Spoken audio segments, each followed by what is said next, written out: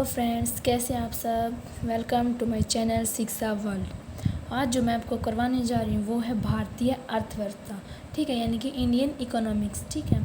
तो ध्यान से देखना, सभी क्वेश्चन बहुत ज़्यादा इंपॉर्टेंट है फॉर कॉम्पिटिटिव एग्ज़ाम, ठीक है। निम्न में से कौन भारत में गरीबी रेखा का निर्धारण करता है। गरीबी रेखा का निर्धारण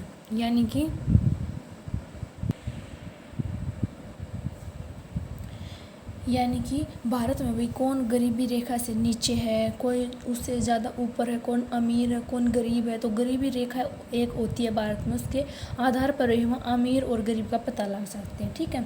तो भारत में गरीबी रेखा का निर्धारण करता कौन करता है भाई, नीति आयोग करता है, ठीक है। टिक कीजिए, नीति आयोग। पहले इसको योजना आयोग के नाम से जाना जाता था, ठीक है। योजना आयोग से बदलकर इसका नाम क्या कर दिया गया, नीति आयोग। मानव विकास सूचकांक, जिसको क्या बोल सकते हैं भाई, मानव विकास सूचकांक को बोलते हैं हम HDI, यानी कि ह्यूमन डेवलपमेंट इंडेक्स, ठीक है। तो मानव विकास सूचकांक किसने बनाया है, UNDP, यानी कि यूनाइटेड नेशंस डेवलपमेंट प्रोग्राम, इसके द्वारा क्या बनाया गया, मानव विकास सूचकांक बनाया गया। वर्ल्ड डेवलपमेंट रिपोर्ट किसका वार्षिक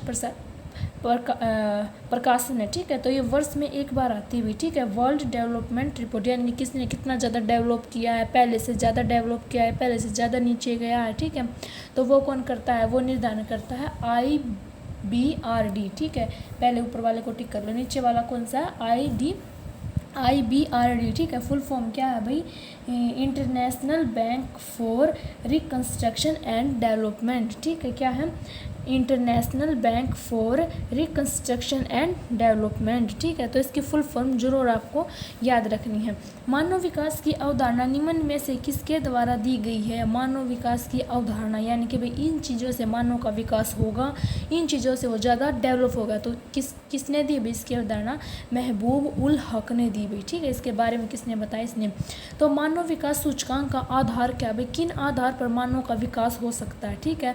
जो महबूब उल हक ने बताया है कि भाई किन आधार पर मानव का विकास हो सकता है, वो कौन कौन से, स्वास्थ्य, शिक्षा और जीवन स्तर। इसको टिक करो।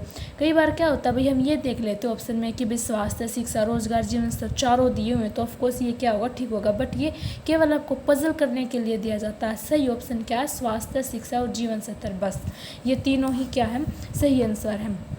राज्य स्तरीय मानव विकास रिपोर्ट जारी करने वाला प्रथम राज्य कौन सा, जिसने ये बताई थी कि भाई मानव का विकास ऐसे होगा, ऐसे नहीं होगा। तो कौन सा भाई वो राज्य, वो है मध्य प्रदेश, ठीक है।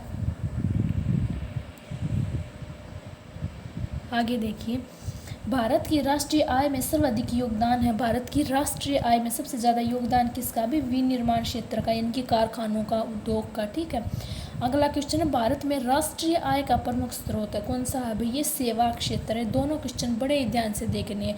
इस क्वेश्चन में क्या दिया हुआ है, विनिर्माण, इसमें सेवा नहीं दिया हुआ, ठीक है। अगर इसमें सेवा दिया होता तो सबसे पहले कौन सा, सेवा का ऑप्शन हम चूज करेंगे। इसमें सेवा नहीं, उसके बाद कौन सा, विनिर्माण, ठीक है। उसके बाद कौन सा, कृषि। तो इसमें सेवा का ऑप्शन दिया हुआ, इसलिए इसमें सेवा का ऑप्शन हम चुनेंगे, जो कि क्या हमारे तृतीयक उद्योग के अंदर आता है। देश में राष्ट्रीय न्याय दर्श NSS की स्थापना कब हुई थी, कब हुई थी भाई, 1950 ईस्वी में इसकी स्थापना हुई थी। केंद्रीय सांख्यिकी संगठन, यानी कि CSO की स्थापना कब हुई थी, ये मोस्ट इंपॉर्टेंट क्वेश्चन है भाई, इसको टिक करके चलना। कब हुई थी, 1951 में, यानी कि 1951 ईस्वी में हुई थी इसकी स्थापना। ड्रेन का सिद्धांत, द थ्योरी ऑफ ड्रेन, किसके द्वारा प्रतिपादित किया गया था भाई, ये दादा भाई नारोजी के आधार पर। मतलब ये क्या होता था भाई, इसने सबसे पहले ये बताया था कि भाई जो भारत की प्रति व्यक्ति आई वो केवल 20 रुपये, मतलब इसने बहुत ज़्यादा चीज़ें बताई थी। लेकिन ड्रेन का सिद्धांत क्या, कि किस प्रकार अंग्रेज यहाँ से क्या करते हैं, धन इकट्ठा करते हैं और भारत से धन बाहर जा रहा है।